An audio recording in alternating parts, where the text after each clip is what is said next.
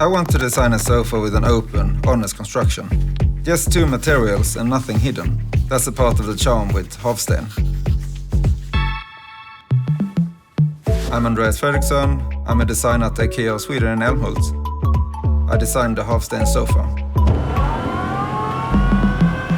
It's just as much an outdoor as an indoor sofa, and I find that divide really exciting, moving between the inside and the outside on a lovely summer day.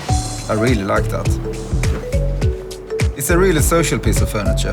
It's supposed to look inviting so you want to sit down.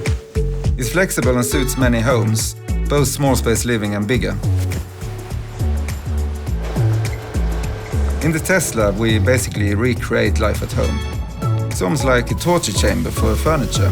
Fabrics needs to be water resistant. It was exciting to try to construct something without secrets.